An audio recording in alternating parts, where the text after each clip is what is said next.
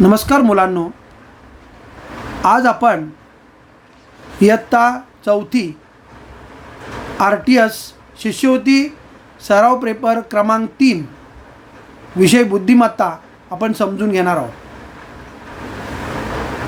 हा पेपर कसा सोडवायचा, एकदम सोपा पेपर आहे.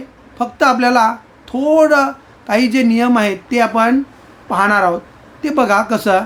आता या ठिकाणी बघा, दिलेल्या आकृतीत एकूण किती रेषाखंड आहेत. तर हे रेषाखंड काढणे एकदम सोपी पद्धत. काय करायचं, अशा अंक टाकायचे 0 1 2 3 4 5. मग 1 ते 5 ची बेरीज किती, 15 आहे ना. म्हणजे पर्याय क्रमांक 3 किती सोपं आलं बघा. आता दिलेल्या आकृती एकूण कोणांची संख्या किती, असंच आकडे टाकायचे. एक बघा, कोणांची टाकताना आपण काय करणार, असे टाकायचे 1 2 3 4 5. 1 ते 5 ची बेरीज किती, 15 आलं. पर्याय क्रमांक 4 कसे टाकले बघा. आता हे जे आहे ना, तुम्ही असे पण टाकू शकता. जर इथं 0 नसेल टाकायचं, इथं मध्ये जायचं तर 1 1 2 3 4 5 असे टाकलेत तरी पण चालेल. ओके, तर लक्षात घ्या बघा. म्हणजे अशा पद्धतीने आपण सहजरित्या त्रिकोण पण मोजायचे. या दिलेल्या आकृतीत एकूण किती त्रिकोण आहेत, तर बघा 1 2 3 4 5 6. 1 ते 6 ची बेरीज 21. 1 ते 6 ची बेरीज 21. मग किती आला, पर्याय क्रमांक 3. किती सोपं आहे बघा. आता दुसरा बघा भाग. तर शेजारील आकृतीत एकूण किती त्रिकोण आहेत. आता या ठिकाणी थोडा विचार करायचा आहे तसं सोपं आहे, काही अवघड नाही. फक्त काय करायचे, तसेच टाकायचे 1 2 3 1 2 3 1 2 3 1 2 3. 1 ते 3 ची बेरीज 6 6 6 6. किती आले, 24. किती, 24. एकूण किती त्रिकोण असतील, तर 24 त्रिकोण असतील. या ठिकाणी इथं 24 पाहिजे होते, तर 24. म्हणजे अशा पद्धतीने जर त्रिकोण, आता समजा इथं बघा, जर समजा तर 3च आहेत आणि इथं फक्त एकच रेष दिली, तर 1 2 3 1 2 3 6 आणि 6 12 अशा पद्धतीने. आता सोबतच्या आकृतीत एकूण चौकोन किती आहेत बघा. चौकोन मोजण्याची सोपी पद्धत काय, 0 1 2 3 4 5 6 7 8. 1 ते 8 ची बेरीज, तर 1 ते 8 ची बेरीज 36. हे माहिती पाहिजे. हा संबंध जो आहे ना मोजण्याचा, तो त्रिकोणी संख्येचा संबंध आहे बघा. 1 ते 2 ची बेरीज 3 3 ही त्रिकोणी संख्या. 1 ते 3 ची बेरीज 6. 1 ते 4 ची बेरीज 10. 1 ते 5 ची बेरीज 15. 1 ते 6 ची बेरीज 21. 1 ते 7 ची बेरीज 28. 1 ते 8 ची बेरीज 36. 1 ते 9 ची बेरीज 45 आणि 1 ते 10 ची बेरीज 55. असं आहे. एवढं सोपं आहे. आता बघा पुढे, सोबतच्या आकृतीत एकूण किती चौकोन आहेत, तसंच टाकायचं 0 1 2 3 4 5 6. 1 ते 6 ची बेरीज 21. एवढं सोपं आहे. पर्याय क्रमांक 3. बघा किती सोपं आहे. अशा पद्धतीने आपण सहजरित्या काय करू शकतो, सोडवू शकतो, आहे की नाही. तर या ठिकाणी आपण त्याप्रमाणे बघूया. तर बघा पुढे, आता सोबतच्या आकृतीत किती, सोबतच्या आकृतीमध्ये किती चौकोन आहेत. एकूण सोबतच्या आकृतीत एकूण किती घन ठोकळे आहेत बघा. सोबतच्या आकृतीत किती घन ठोकळे आहेत. आता हे घन ठोकळे मोजण्याची सोपी पद्धत आहे. काय बघा, 1 2 3 4 5. 1 2, मग 1 ते हे 5 आणि हे 2. 5 दुने 10. किती सोपं आहे बघा. 5 दुने 10. पुन्हा 1 2 3 1 2 3 गुणिले 2 बघा. 5 गुणिले 2 10. 3 गुणिले 2 6 आणि हे 1 आणि हे 2 म्हणजे 2 झाले किती, 18. एवढं सोपं आहे बघा. 5 दुने 10, 3 दुने 6 आणि 2 18. पर्याय क्रमांक 1. इथं बघा सोबतच्या आकृतीत किती घनटोकळे आहेत बघा. 1 2 3 4 5. 1 2. मग 5 गुणिले 2 10. 1 2 3 4 5. 1 2. 5 गुणिले 2 10. 1 2 3. 1 2. 3 गुणिले 2 6. आणि 1 1 2 म्हणजे 2. किती बघा झाले 10 आणि 10 20. 20 आणि 8 28. पर्याय क्रमांक 4. एवढं सोपं आहे. आलं ध्यानात. तर अशा पद्धतीने आपण सहजरित्या काय करू शकतो तर हे सोडू शकतो. आता पुढचा 5वा प्रश्न बघा. खालील आकृतीत किती चौकोन आहेत. खालील आकृतीत काय विचारलं आहे. चौकोन विचारलं बघा. चौकोन आणि चौरस विचारतात. या चौकोन हे जास्त असतात, चौरस कमी असतात. एवढं लक्षात ठेवायचं. चौकोनांची संख्या जास्त नेहमी असते आणि चौरसांची कमी. मग चौकोन कसे मोजायचे तर तसंच टाकायचं बघा. 1 2 3 4 5 6 आणि 1 2 3 असे आकडे टाकायचे. आता आडव्यांची बेरीज. आता चौकोन जर काढायचे असेल तर आडव्यांची बेरीज आडवे गुणिले उभे हे चौकोन. चौकोन कसे काढायचे. आडवे गुणिले होते. आडव्यांची बेरीज किती येईल. 1 ते 6ची बेरीज 21 आणि 1 ते 3ची बेरीज 6. मग 21 गुणिले 6 126. आला. पर्याय क्रमांक 2. किती सोपा आहे बघा. चौकोन काढायचे असेल तर आडव्यांची बेरीज गुणिले उभ्यांची बेरीज आहे ना सोपा. आता इथं मात्र काय विचारलं आहे. शेजारील आकृतीत किती चौरस आहेत बघा. चौरस विचारले तर चौरस वेगळ्या पद्धतीने काढतात. आकडे तसेच टाकायचे. 1 2 3 4 5. 1 2 3. आता या ठिकाणी काय करायचं जोड्या लावायचे बघा. 5 गुणिले 3 15. 4 गुणिले 2 8. आता जोड्या संपल्या की जो उरलेला मोठा अंक असतो तो घ्यायचा 3. मग 8 आणि 3 11. 11 आणि 15 26. किती आला पर्याय क्रमांक 1. किती सोपं आहे बघा. चौरस कसे मोजायचे तर काय करायचे जोड्या लावायच्या आणि जोड्या लावून त्यांचा गुणाकार लिहायचा आणि अधिक जो राहिलेला मोठा अंक. आता पुढे बघा. खाली काही बिंदू व रेषाखंड दिले आहेत. त्यात आणखी किती रेषाखंड काढता येतील तर लक्षात घ्या एकदम सोपं आहे. तर आपण हे शून्यपासून आकडे टाकायचे. 0 1 2 3 4. एकूण 5 बिंदू आहेत तर 4 बिंदू घ्यायचे म्हणजे 1 ते 4ची बेरीज. 1 ते 4ची बेरीज किती 10. बघा 5 बिंदू आहेत तर त्यातनं 1 वजा केला तर 4 बिंदू राहतील. म्हणजे आपण 0 1 2 3 4 असं दिलं नंबर दिलेत तरी पण चालेल किंवा एकूण बिंदूतून 1 वजा केला असं 4 बिंदू. मग 1 ते 4ची बेरीज 10. आता एकूण 10 रेषाखंड काढता येतील. किती 10. पण इथं काढलेत किती बघा. 1 हा 1 हा 2 आणि हा 3. 3 रेषाखंड काढलेत. मग यातनं 3 वजा करायचे म्हणजे अजून किती रेषाखंड काढता येतील 7. पर्याय क्रमांक 3. आलं ध्यानात. पुढे बघा. शेजारील आकृतीत दिलेल्या बिंदूतून जाणाऱ्या किती जीवा काढता येतील तसंच आहे. काय बिंदू किती आहेत बघा 6. 0 1 2 3 4 5 आहे की नाही. 6 बिंदू आहेत त्यातनं 1 वजा केला म्हणजे किती बिंदू आले 5. मग 1 ते 5ची बेरीज 1 ते 5ची बेरीज किती 15. म्हणजे एकूण किती जीवा काढता येतील 15. किती काढता येतील 15. मग आता काढल्यात किती बघा 1 2 3. 3 वजा करायच्या मग किती आल्या 12. म्हणजे आणखी किती रेषा जीवा काढता येतील 12. एवढं सोपं आहे बघा. पर्याय क्रमांक 1. जेवढे बिंदू दिले असतील त्यातनं 1 वजा करायचा आणि तेवढी बेरीज. ओके. आणि जर जेवढे काढलेले असेल तर ते त्याच्यातून वजा करायचे. पुढे बघा. आता या ठिकाणी दिलेल्या प्रश्न आकृतीचे पाण्यातील प्रतिबिंब कसे दिसेल तर लक्षात घ्या. पाण्यातील प्रतिबिंब जर आपल्याला काढायचं असेल तर लक्षात घ्या वरचा खाली खालचा वर. नियम काय वरचा खाली आणि खालचा वर हा पहिला नियम.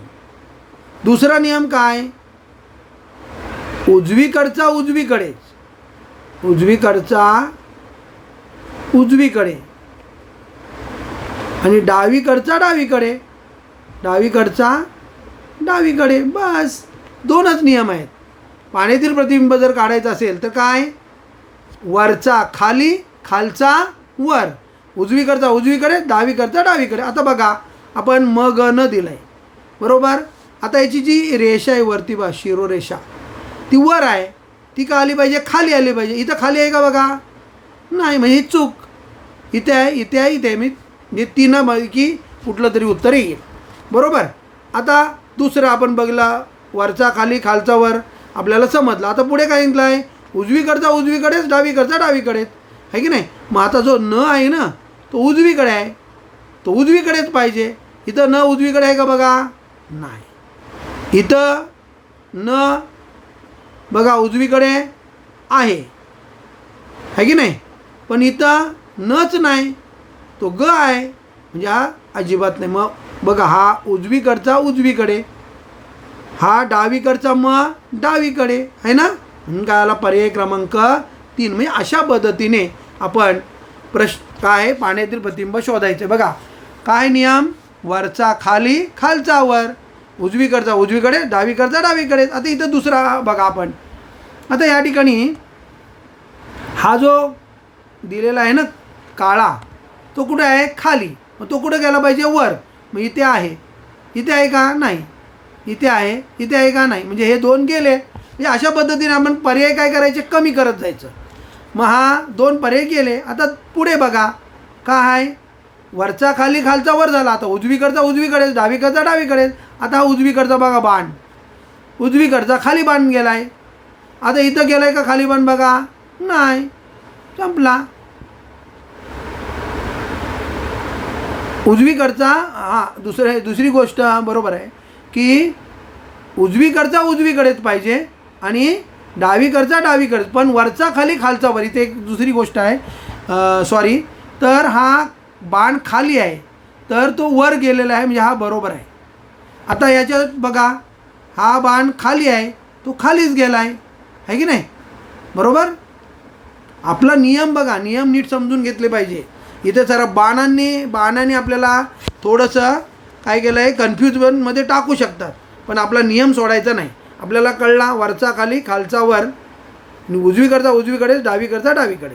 आता आपल्याला हा जो बाण आहे तो खाली आहे, हा बाण खाली आहे, तो वर गेला पाहिजे. तो इथं वर आहे, इथं मात्र वर नाही. म्हणजे उजवीकडचा जो आहे तो उजवीकडचा वर खाली गेला आहे, तो वर गेला पाहिजे.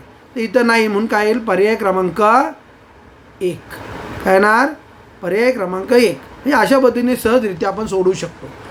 पुढे बघा 543 इथं दिलेलं आहे.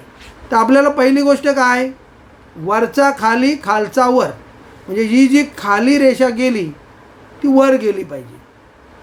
आणि उजवीकडचा उजवीकडेच, डावीकडचा. आता हा जो बघी 5 हा डावीकडे आहे, तर 5 डावीकडे पाहिजे. हा इथं आहे, नाही. इथे आहे, इथं आहे, नाही. इथे आहे, दोघांमध्ये आहे. 5 डावीकडे आहे, बरोबर. पण काय सांगितलं आहे, हा खाली आहे, मग खालचा वर, म्हणजे वर पाहिजे. तर इथं वर आहे बघा, इथे पण वर आहे, इथे पण वर आहे, म्हणजे बरोबर आहे. पण हा जो गेला 5चा हा जो डार्क आहे तो बघा, तो कुठे आहे, तर उजवीकडे आहे. मग इथे सुद्धा उजवीकडे पाहिजे. आता हा डावीकडे आहे, म्हणजे हा चालणार नाही, हा बरोबर. बाकीचे बरोबर आहे की ते पण बघा. आता बघा 3 हा उजवीकडे आहे, तो उजवीकडेच आहे. हा खाली आहे, तो वर गेला आहे. 4 बघा काय वर आहे, त्याची टोकं ती खाली गेलीत, म्हणजे आपला कोणता बरोबर आहे, पर्याय क्रमांक 2. म्हणजे अशा पद्धतीने आपण काय करायचे, एक एक कट करत आपण अचूक उत्तराकडे पोचायचं. आता इथं बघा 654. तर पहिली गोष्ट आपण काय बघितलं पाहिजे, वरचा खाली खालचा वर. आता हा 6 आहे, तो वर आहे, त्याची ही ती खाली येणार. काय येणार, खाली. म्हणजे काय येणार बघा, हा जो वर आहे ना असा, हा वर, तो वर आहे, तो कुठे येणार, खाली येणार. म्हणजे काय येणार, असा येणार. बघा ही गाठ आहे, खाली आहे, ती वरती गाठ आहे आली. आणि हा जो ए आहे तो खाली आला, वरचा खाली आला. पहिला असं बघा कुठं आहे, तर असं इथं पण नाही, इथे पण नाही, इथे पण नाही, म्हणजे पर्याय क्रमांक 4 बरोबर आला. मग आपण खात्री करायची बरोबर आहे की नाही तो. मग कसा 5 बघा, 5चा हा वर आहे, तो काय येणार खाली, काय येणार खाली असा. मग असा आहे का तो, आहे बघा, आहे ना, बघा आहे की नाही. 5चा हा बरोबर आहे. त्यानंतर 4 बघा, उजवीकडे आहे, तो उजवीकडेच आहे की नाही. आणि ही रेषा आहे अशी आहे, ती तशीच आहे, बरोबर की नाही. फक्त वरचा खाली, खालचा वर आहे ना, म्हणून काय येईल पर्याय क्रमांक 4. आता या ठिकाणी बघा, शेजारील आकृतीत चौकोनांची संख्या त्रिकोणांच्या संख्येपेक्षा कितीने जास्त आहे. बघा या आकृतीमध्ये चौकोनांची संख्या ही त्रिकोणांच्या संख्येपेक्षा कितीने जास्त आहे. तर आपण तो समजून घेऊया. ह्या ठिकाणी मला दुसरं गणित द्यायला पाहिजे होतं, पण माझ्याकडं मी चुकून तेच केलं. आता बघा जरा, तर पण आपण पहिली चौकोनांची संख्या कशी काढायची ते पाहूया. तर लक्षात घ्या, इथं मेन चौकोन बघा 1 2 3 4, हे 4 चौकोन आहेत.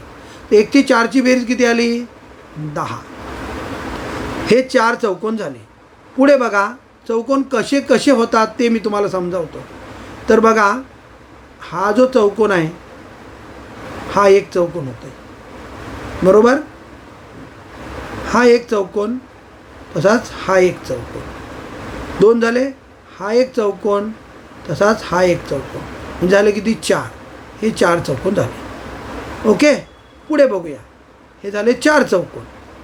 आता पुढे चौकोन होतो आहे का काय होतं आहे ते आपल्याला पाहायला लागेल. तर दुसरे चौकोन कसे होतील ते आपण शोधलं पाहिजे. कारण कसं आहे, या ठिकाणी वेगवेगळ्या आकृत्या आहेत, त्या आकृत्यांपासून चौकोन तयार होतो आहे. तर तो आपल्याला कळला पाहिजे की कसं हा चौकोन कसा तयार होतो. तर आता या ठिकाणी जर बघितलं तर आता हे आपण 14 चौकोन झालेत. अजून या ठिकाणी छोटे लक्षात घे, हे पहिले 10 ते आपल्याला कळलेले आहेत, 1 2 3 4. पण दुसरे जे छोटे छोटे चौकोन आहेत ते आपण 4 काढलेले आहेत. आता आणखी जर बघितला तर आणखी चौकोन या ठिकाणी होत आहेत. ते कोणते चौकोन होत आहेत ते बघा. ही एक बाजू, ही एक बाजू, ही एक बाजू, 4. हा झाला एक चौकोन, बरोबर. हा एक झाला. असाच दुसरा होतोय का तर ते बघूया आपण. हा एक झाला. जसा हा झाला बघा, जसा हा आपण केला की नाही 1 2 3 आणि 4, हा एक चौकोन झाला. तसाच इकडून जर बघितलं आपण तर हा बघा, हा असताना 1 2 3 4, म्हणजे किती आले, हे अजून 2 झाले, हे 2 झाले आणखी. आता आपण पाहूया, हे 2 झालेले आहेत ते आपल्याला कळले, बरोबर की नाही. तर ते 2 आपल्याला आता पुढे आणखी चौकोन होतात का ते आपल्याला पाहिलं पाहिजे. म्हणजे हे असे आपल्याला समजून घेतल्याशिवाय आपल्याला ते येणार नाही. सगळ्या गोष्टी कशा पद्धतीने एक एक असे मोजावे लागतील आपल्याला, आणि मग त्यानंतर आपल्याला ते. आता ह्या ठिकाणी आणखी चौकोन होण्यासारखं आहे का, तर आता दुसरा चौकोन जर बघितलं तर शक्य नाही आहे. कारण का, इकडनं हा आणि इकडनं हा असे 2च चौकोन होत आहेत, दुसरा नाही. म्हणजे झाले एकूण 16 चौकोन झाले. आता त्रिकोण किती आहेत ते आपल्याला मोजायला लागते. तर त्रिकोण किती आहेत तर बघूया आपण. पहिलं आपल्याला हे फोडूया, म्हणजे तुम्हाला त्रिकोण पण या ठिकाणी समजेल. हां, आता बघा त्रिकोण 1 2 3 आणि 4, हे 4 त्रिकोण छोटे झाले.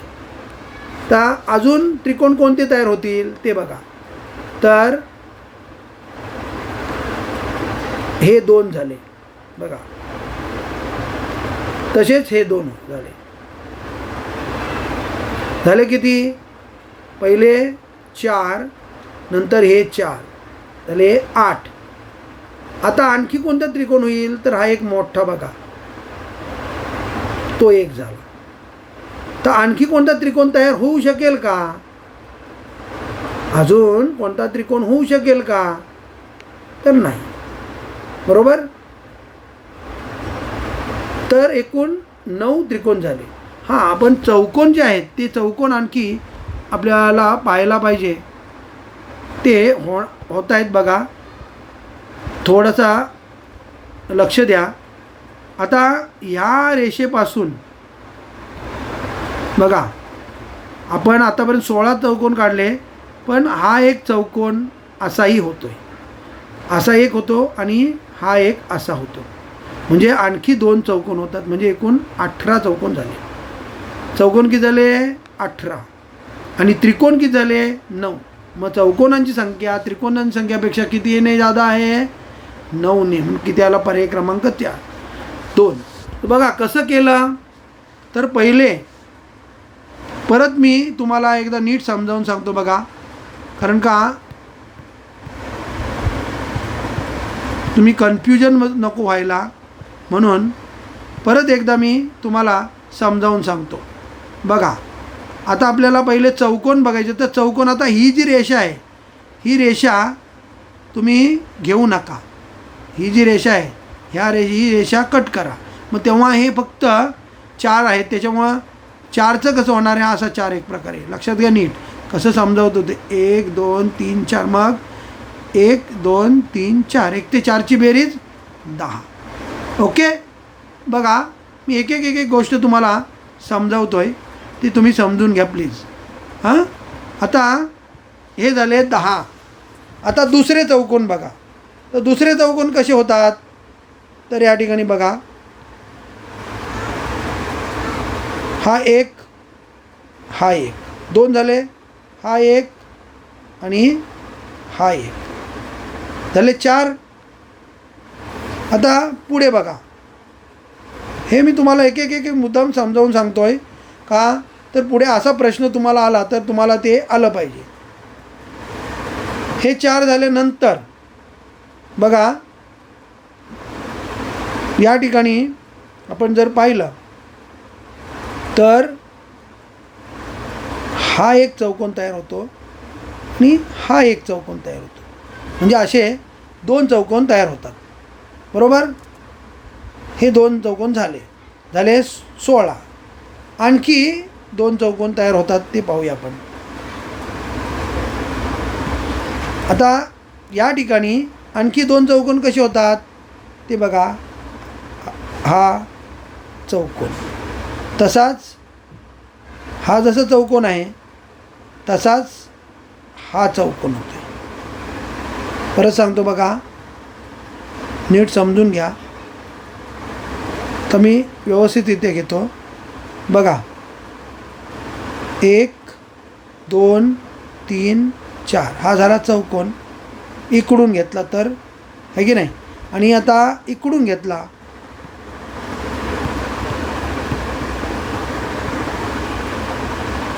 बघा,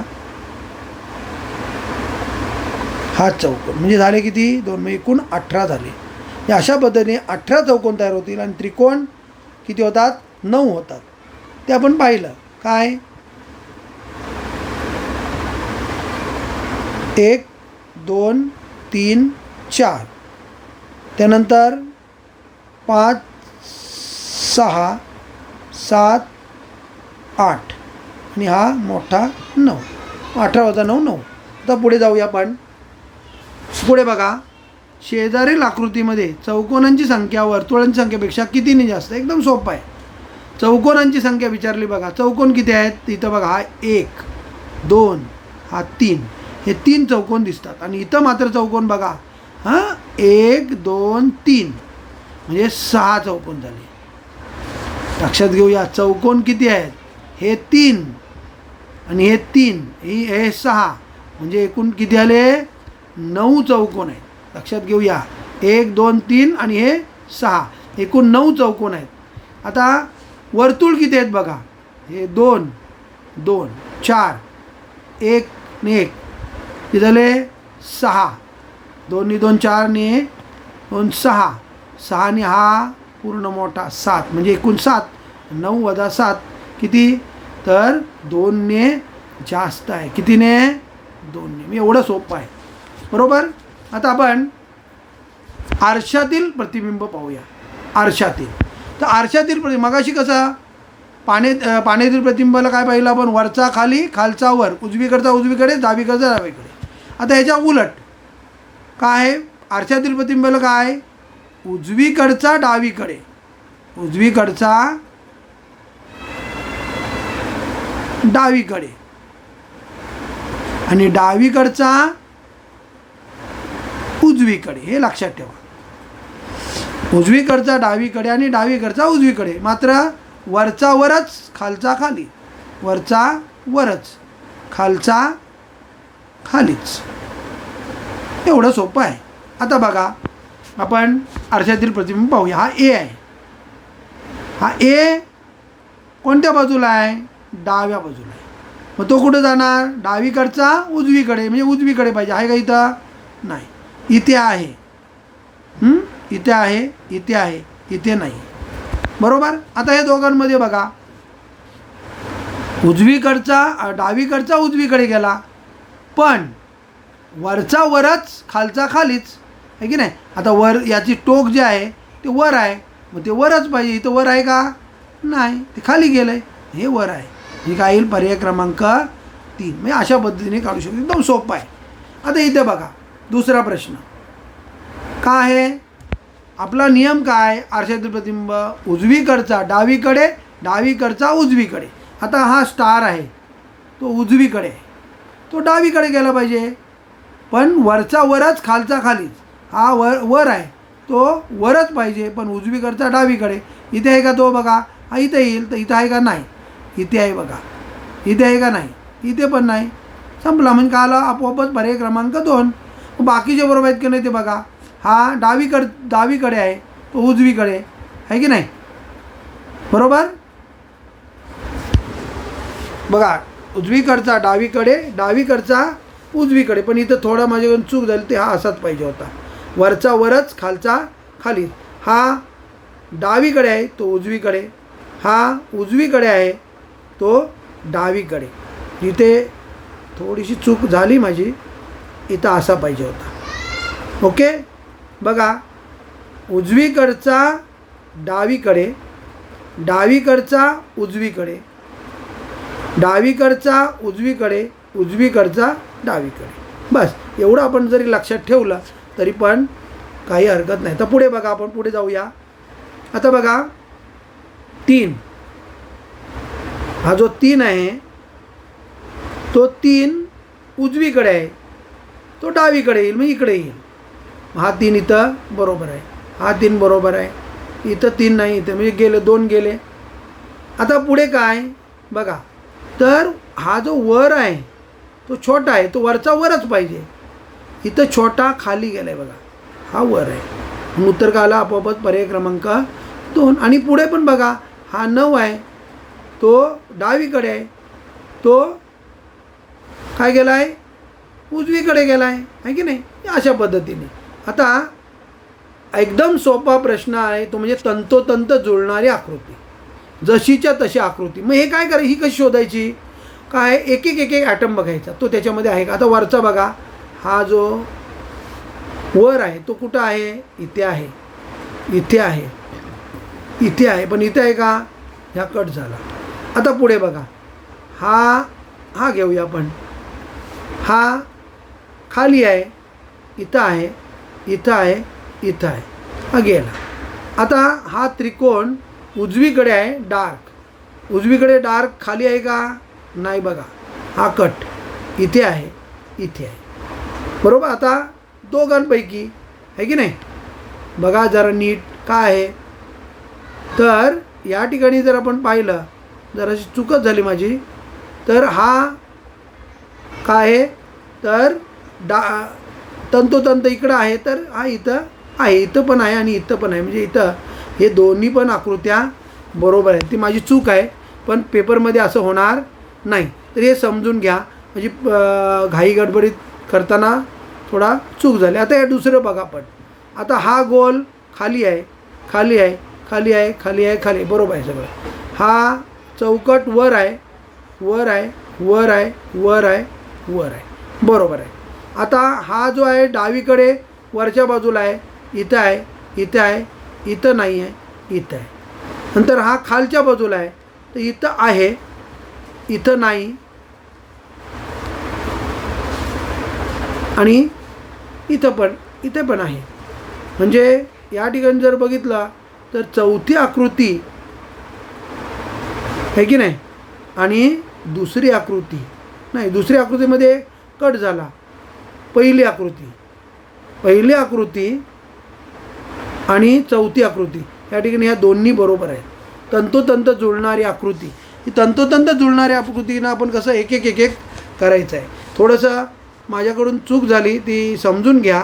मला हे करताना काही पेपर सेट करताना थोडे माझी चूक झाली, कारण कोणी चेक नाही केलं तर सॉरी. पण तंतोतंत जुळणारी आकृती सोपी असते, जसंच्या तसं एक एक ॲटम बघायचं असतं. ओके, तर पेपरसाठी शुभेच्छा. समजून घ्या. धन्यवाद.